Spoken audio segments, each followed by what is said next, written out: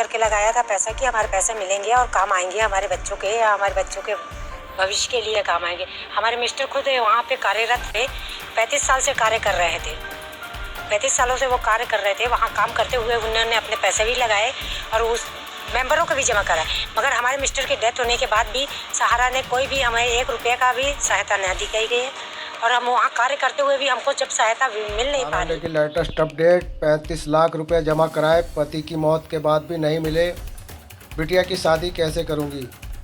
ये बड़ी अपडेट जो दोस्तों आपके लिए लेकर आए सहारा इंडिया की है। सहारा इंडिया के निवेशक के सपने टूट रहे हैं। भविष्य को संवारने के लिए रुपए निवेश किए थे, आज जब उन्हें ज़रूरत है तो उनका पैसा उन्हें नहीं मिल रहा है।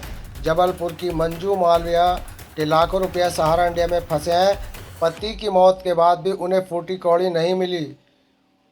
उनकी चिंता है कि बेटी की शादी कैसे होगी। नमस्कार दोस्तों, मैं यूएस खान और आप देख रहे हैं सिटी न्यूज़ टीवी। जैसे कि आप जानते हैं कि सहारा से जुड़ी हर एक लेटेस्ट अपडेट हम आपके लिए लेकर आते हैं। दोस्तों आज जो बड़ी अपडेट हम आपके लिए लेकर आए ये जबलपुर की है। सहारा इंडिया के निवेशक अपने पैसे को लेकर दर दर की ठोकरें खा रहे हैं। कई ऐसे लोग भी हैं जिन्होंने दूसरों के पैसे सहारा इंडिया में लगवा दिए हैं।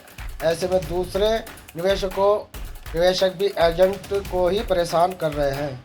सहारा इंडिया के ऑफिस में उन्होंने कोई ठोस जवाब नहीं मिला, यानी कि सहारा इंडिया के ऑफिस से उन्हें कोई ठोस जवाब नहीं मिलता। जबलपुर से 30 किलोमीटर दूर शाहजहाँपुर तहसील की रहने वाली मंजू मालविया ने नवभारत टाइम्स कॉम के साथ अपना दर्द साझा किया। उन्होंने बताया कि 35 लाख के करीब रुपए सहारा में फंसे हैं। बिटिया की शादी करनी है लेकिन कोई सुनने वाला नहीं है। ये हालात यहाँ पर निवेशकों के साथ साथ एजेंटों के बने हुए हैं। निवेशक मंजू मालविया ने कहा कि कई वर्ष पूर्व हमारे सहारा अपनी जमा पूंजी में यह सोचकर पैसा निवेश किया था हमने कि भविष्य में उन्हें अच्छी खासी रकम मिलेगी। उन रुपयों में से वे अपने बच्चों का भरण पोषण करेंगे। सालों बीत जाने के बाद भी पीड़ित मंजू को सहारा इंडिया में निवेश की गई रकम नहीं मिली। जब भी वो अपना रुपया लेना ऑफिस जाती है उन्हें रुपया शीघ्र मिलने की बात कहकर टरका दिया जाता है। पीड़िता का कहना है कि उनके पति पिछले 35 साल से सहारा इंडिया में काम कर रहे थे। उन्होंने कहा कि पति के मौत के बाद भी सहारा इंडिया ने परिवार को किसी भी प्रकार की सहायता देने से मना कर दिया। पीड़ित का ये भी कहना है कि उनकी एक बच्ची मानसिक रोगी है जिसके इलाज के लिए रुपए न होने के कारण उन्हें कई तरह की समस्याओं का सामना करना पड़ रहा है। पीड़ित मंजू मालविया ने यह भी कहा कि उनके पति सहारा इंडिया में काम करते थे।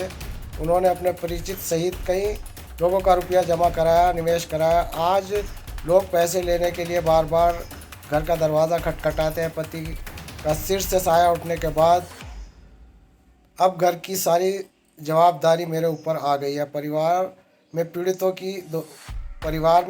की 2 बेटियां और 1 बेटी है, यानी कि 2 बेटियां और 1 बेटा है। सहारा इंडिया में 15 लाख फंसे हैं। किराए के मकान में रह रही हूँ, पैसे मांगने पर जलील किया जाता है। उन्होंने कहा कि उनका भविष्य बनाने के लिए आज रुपये नहीं है। पैसे न होने की वजह से आज उन्हें कई प्रकार की समस्याओं से गुजरना पड़ रहा है।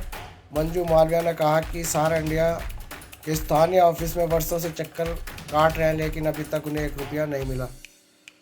तो दोस्तों जैसे कि आप जानते हैं कि सहारा इंडिया निवेशकों का पैसा सेबी की आड़ में लेकर बैठा हुआ है। 2011 की 2 प्रतिबंधित इकाइयों में वो पैसा फंसा हुआ है सेबी के अकाउंट में, लेकिन ये जो अदर इकाइयाँ यहाँ खुली हुई हैं उनका पैसा भी सहारा इसलिए नहीं दे रहा है क्योंकि उसका कहना है कि सेबी के पास हमारा पैसा जमा है, वो पैसा सेबी हमें देगी जब हम आपको देंगे। लेकिन दोस्तों ये निवेशकों को गुमराह करने वाले स्टेटमेंट सेबी के सहारा के हैं और सेबी इनका पैसा लेकर बैठा हुआ है, ये अलग मैटर है। और निवेशकों का पैसा जो इस वक्त जो सेबी के अधीन में नहीं है उन कंपनियों का लेकर जो सहारा सुब्रत राय बैठे हैं वो एक अलग मैटर है। सुप्रीम कोर्ट इन दोनों मैटर से अनजान है और सेबी के पास जो निवेशकों के बॉन्ड गए थे उनमें से उन निवेशकों का पैसा उन्होंने 2018 तक सबका लौटा दिया। केवल 125 लाख रुपया ही निवेशकों तक पहुंचा, 125 करोड़ रुपया ही निवेशकों तक पहुंचा। बाकी 40,000 करोड़ रुपया अभी सेबी के अकाउंट में है, लेकिन